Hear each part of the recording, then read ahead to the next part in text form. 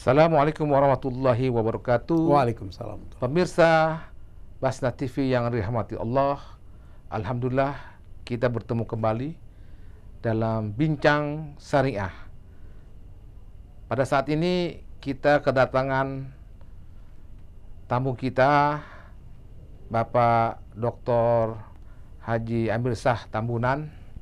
Assalamualaikum. Waalaikumsalam warahmatullahi wabarakatuh. Buya Amir Shah ini sehari-hari selain sebagai dosen, tapi juga menjadi sekjen dari Majelis Ulama Indonesia Pusat. Alhamdulillah, beliau berkesempatan hadir di sela-sela kesibukan beliau.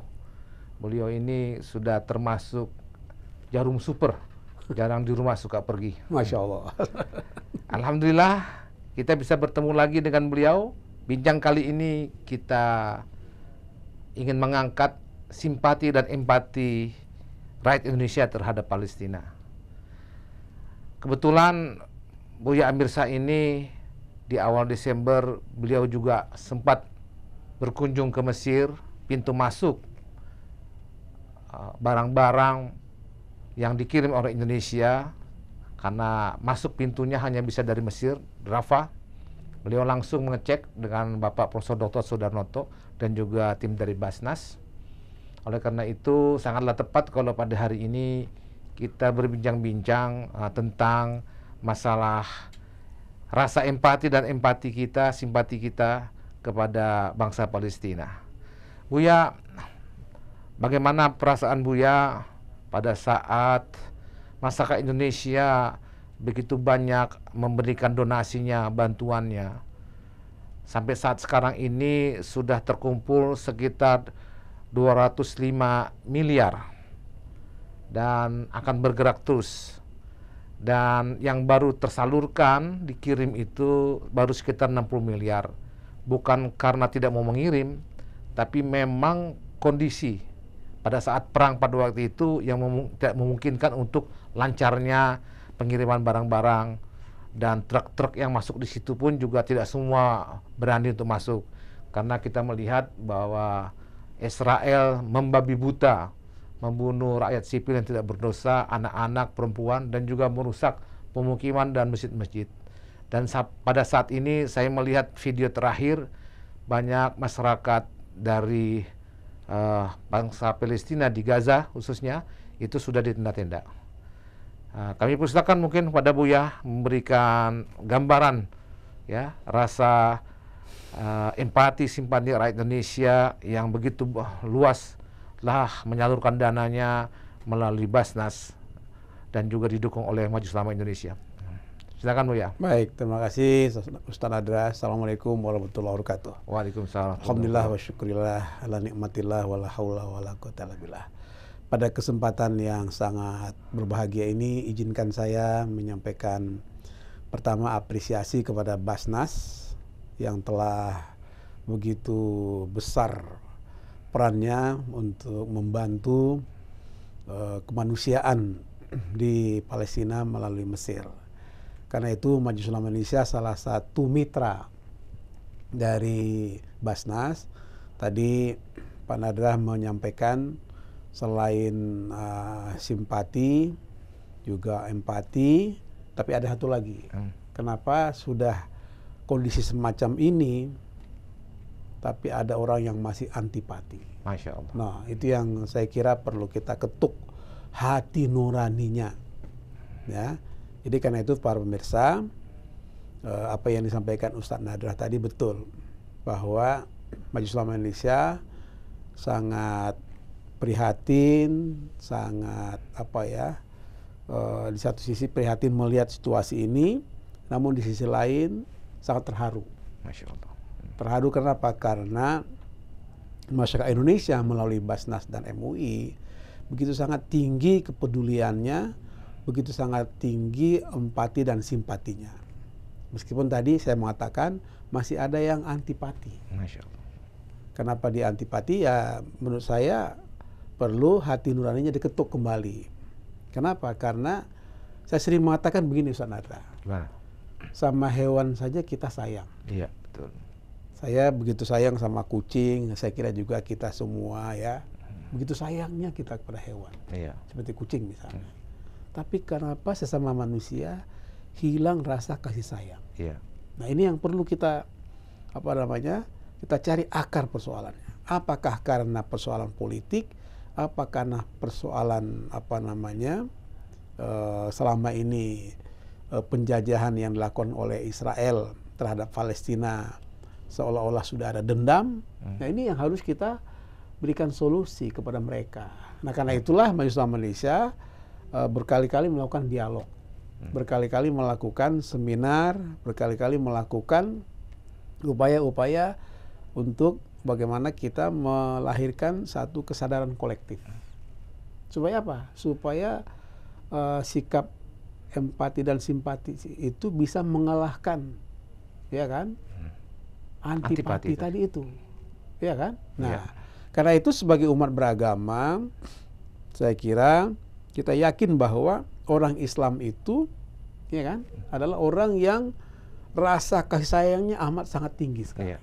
Coba kita dimulai dengan baca Bismillah. Bismillahirrahmanirrahim, Ustaz Nadra. Iya. Sifat Allah yang Maha Rahman, Rahim, pengasih, penyayang itu senantiasa kita kumandangkan, senantiasa kita ucapkan, senantiasa kita wujudkan, senantiasa kita praktekkan dalam kehidupan sehari-hari. Kok masih ada orang yang masih antipati?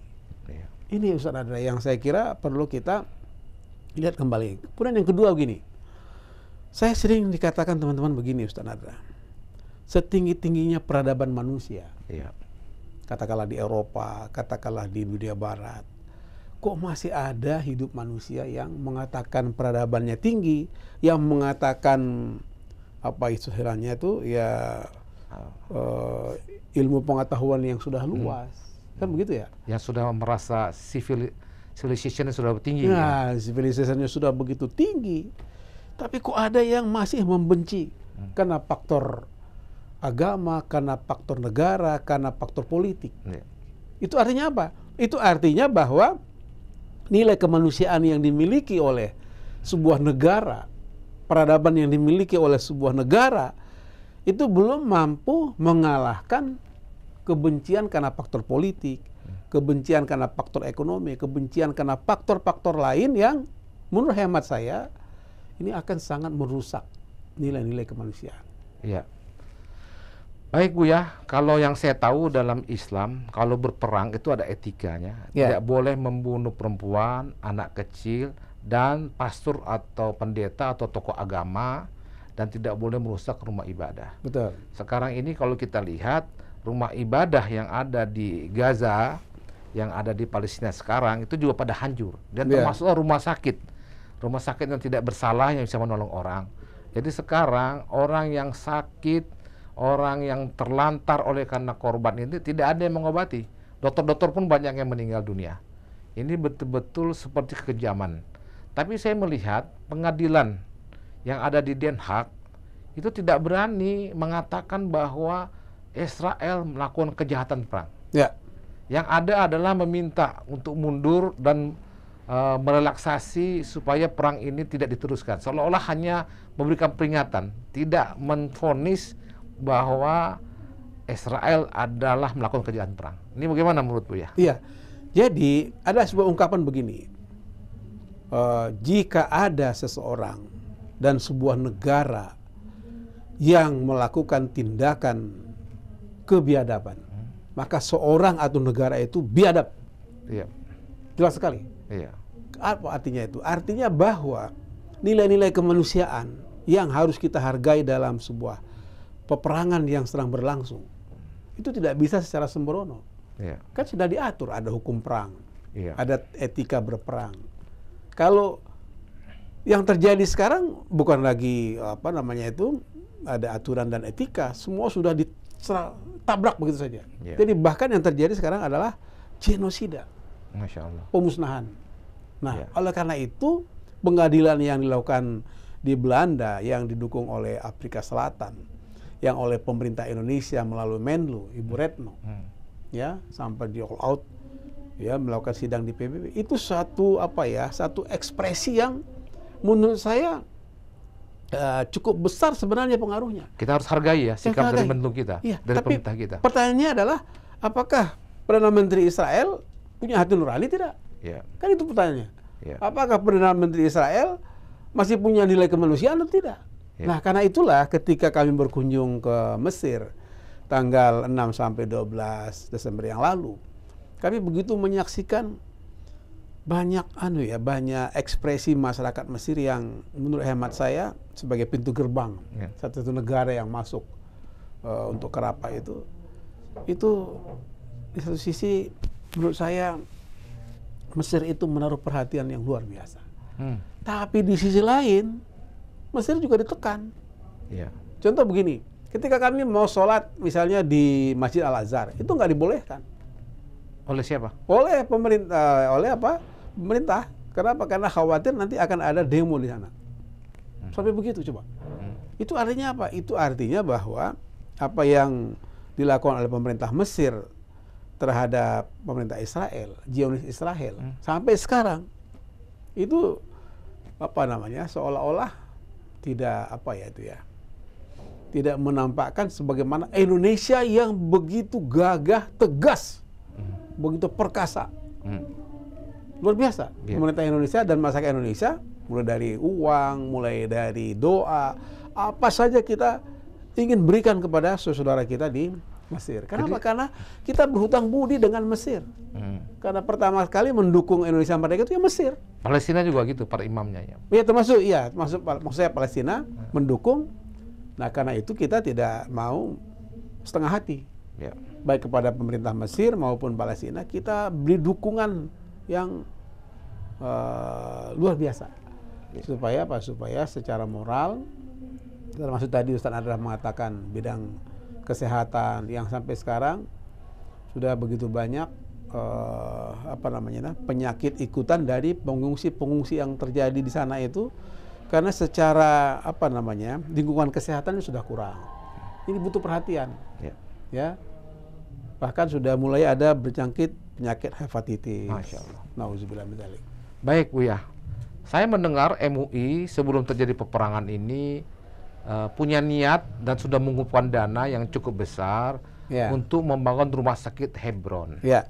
Lalu adanya peristiwa ini di mana ada tanggap darurat, ada rehabilitasi, ada rekonstruksi nantinya, ini memerlukan dana banyak. Sehingga MUI memutuskan untuk dana yang untuk rumah sakit Hebron itu diberikan melalui Basnas untuk diserahkan pada tanggap darurat ini sekarang. Sebenarnya mengapa sampai MUI mengambil kebijakan seperti itu? Ya, baik, terima kasih. Jadi periode yang lalu betul bahwa ketika Ustaz Nadra masih bendahara umum MUI ya, kita sudah merancang sedemikian. Ya kan? Bahkan sudah berkunjung ke Yordan. Tekad kita ingin membantu saudara kita di Palestina. Tapi apa daya, ibarat kata pepatah, niat hati hendak memeluk gunung, apa daya tangan tak sampai. Kenapa? Karena faktor yang terjadi di sana itu perang terus bergejolak. Nah karena itulah kita berkomunikasi dengan wali kota Hebron ketika itu, bahwa ada faktor yang harus kita segera tunaikan. Ini soal bagaimana mereka makan, bagaimana minum, bagaimana mereka bisa hidup memenuhi kebutuhan sehari-hari. Akhirnya kita sepakati dengan wali kota Hebron bahwa untuk tanggap darurat ini, ya kan, dana-dana ini kita serahkan kepada saudara kita yang ada di Gaza. Karena ini lebih penting. Nanti kalau sudah dalam keadaan normal, ya, maka pembangunan rumah sakit ini, sebagaimana harapan wali kota Hebron, mereka juga memohon untuk bisa dilanjutkan. Tapi untuk sementara ini, kita seperti kata Ustaz Nadra tadi, bagaimana saluran makanan, semua kebutuhan, sandang, pangan, bisa kita salurkan kepada saudara kita di Gaza. Artinya MUI masih tetap berniat pada keadaan normal untuk membangun, dalam konteks rekonstruksi mungkin bisa membangun rumah sakit di Hebron ya? Iya, betul sekali. Nah, untuk ini apa himbauan dari Pak Sekjen MUI ini, Pak Dr. Habib Sabtam, terhadap umat Islam untuk bisa kiranya menjadi donatur juga soal pembangunan rumah sakit ini? Ya, saya melihat bahwa Indonesia ini secara berturut-turut menjadi negara yang sangat dermawan. Nah, karena itu kita berdoa kepada umat Islam Indonesia, semoga rasa kedermawanan ini bisa kita pelihara dengan baik dan terus kita bisa membantu saudara-saudara kita di Palestina. Nah, karena itu sekali lagi kami berharap momentum Ramadan ini bisa kita gunakan untuk melakukan satu kegiatan fundraising atau gerakan infak dan sodakoh. Bahkan sebenarnya wakaf juga bisa. Nanti pada tahap berikutnya, kalau situasi Palestina sudah aman, maka gerakan wakaf ini bisa kita gunakan untuk membangun bentuk rumah sakit, termasuk juga masjid, sekolah, dan semua infrastruktur yang sangat-sangat dibutuhkan oleh saudara kita di Mesir. Yang sampai sekarang kalau kita hitung korbannya sudah hampir 20 berapa sekarang? 25.000 ya? 25.000. Nauzubillah, anak-anak pada umumnya ibu-ibu yang tidak berdosa korban. Nah, karena itu kita doakan mereka semoga menjadi mujahid-mujahid yang syahid untuk diberikan balasan surga Jannatul Ma'wa. Amin amin ya rabbal alamin. Baik Buya, terakhir ini saya minta apa pesan kepada para donatur, para muzaki Indonesia mengenai masalah Palestina ini, karena di akhir-akhir ini nampaknya seperti agak melupakan gitu, karena adanya pemilu, ada pilpres, nampaknya tersedot dengan suasana demam, ya, demam pilpres dan pemilu ini. Ini apa himbauan dan harapan dari para muzaki donatur kita yang ada? Ya, saya ingin memberikan pesan penting bahwa pemilu ini adalah kegiatan rutinitas yang setiap 5 tahun sekali, jangan sampai melupakan tugas-tugas kita yang lebih mulia. Di antaranya kepedulian kita terhadap saudara kita di Palestina. Karena itu mari kita jaga, kita rawat ya keinginan umat Islam bangsa Indonesia secara keseluruhan membantu saudara-saudara kita di Palestina. Karena merawat untuk memberikan rasa simpati dan empati itu penting sekali. Dengan mendonasikan harta kita sebahagian sebagai bukti bahwa harta ini adalah milik Allah, harus kita salurkan sesuai dengan kehendak dan kemampuan yang dimiliki oleh masing-masing. Saya kira itu. Terima kasih. Semoga ini menjadi amal jariah, amal ibadah bagi kita semua, dan semoga Allah Subhanahu wa taala memberikan kesehatan, kekuatan lahir dan batin bagi kita, terutama para donatur, untuk terus-menerus menggalang kekuatan dana. Kalau sekarang Basnas sudah menghimpun 205 miliar, maka 2024 kita harapkan lebih naik lagi. Iya, insyaallah. Terima kasih. Baik, kepada para pemirsa Basnas TV yang dimuliakan Allah, sampailah kita di penutup bahwa tadi Buya Dr. Amir Satamunan sebagai Sekjen MUI telah banyak menyampaikan beberapa pesan kepada kita. Oleh karena itu, marilah kita tutup sama-sama baca hamdalah. Alhamdulillahirrahmanirrahim. Terima kasih Pak pemirsa. Billahi taufiq hidayah. Wassalamualaikum warahmatullahi wabarakatuh. Waalaikumsalam warahmatullahi wabarakatuh. Makasih Buya. Makasih.